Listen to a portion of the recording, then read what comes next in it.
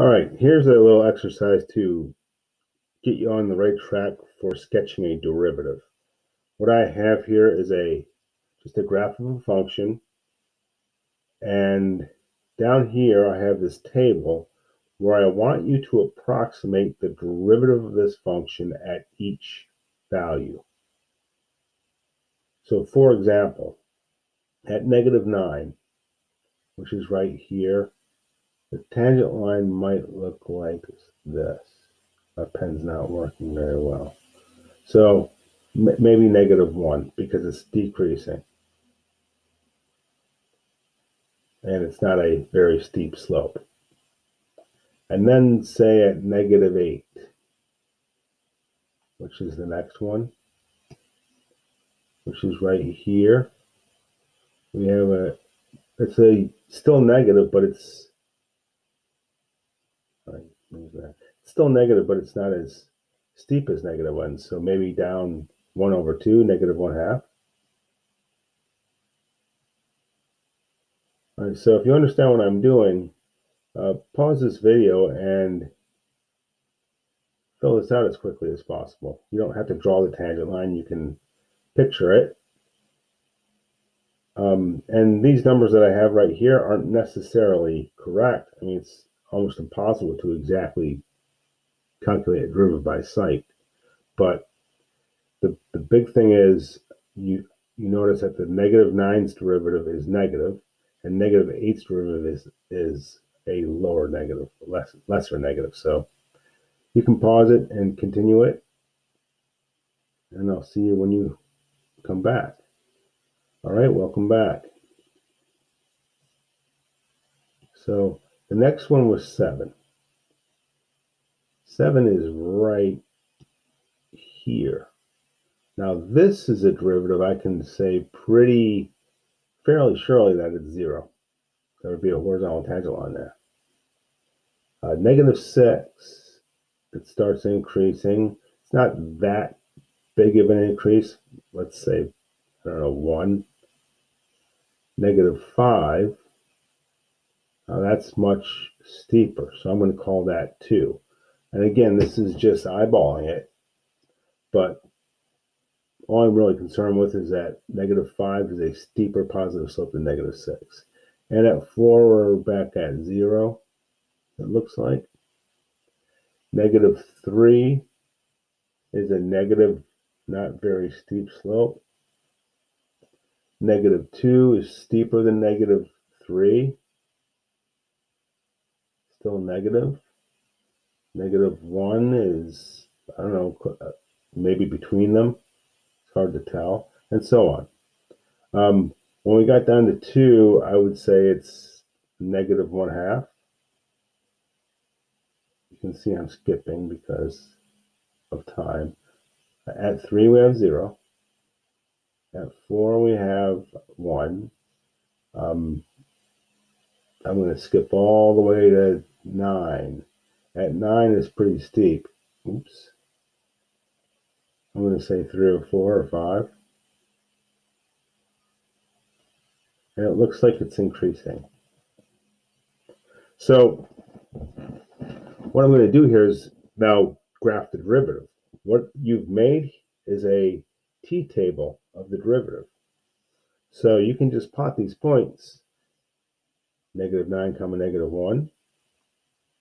-8, -1/2. -7, 0. 6, 1. -5, 2, and so on. So I'm going to do this.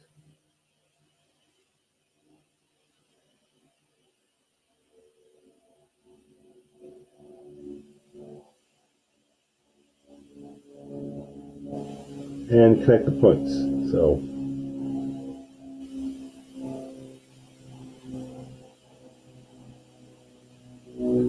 that's what the derivative is going to look like.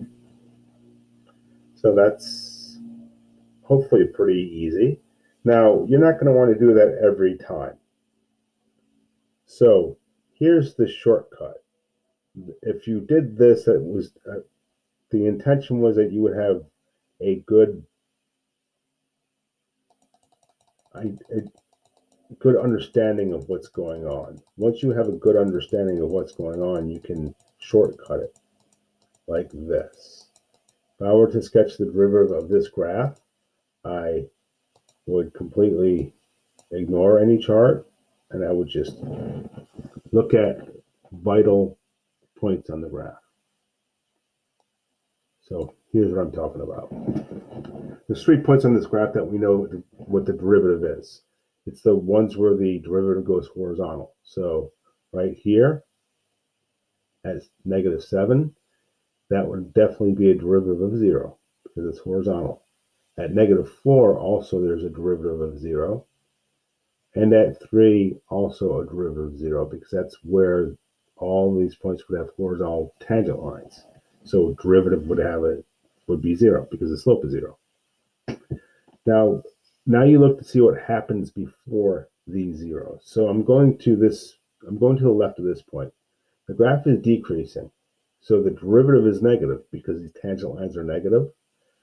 But you can see that they're getting less and less negative.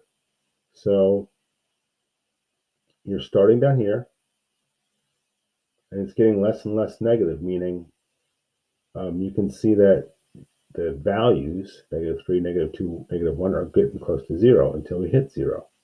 And then right after 7, the values start getting positive and more positive until maybe right here,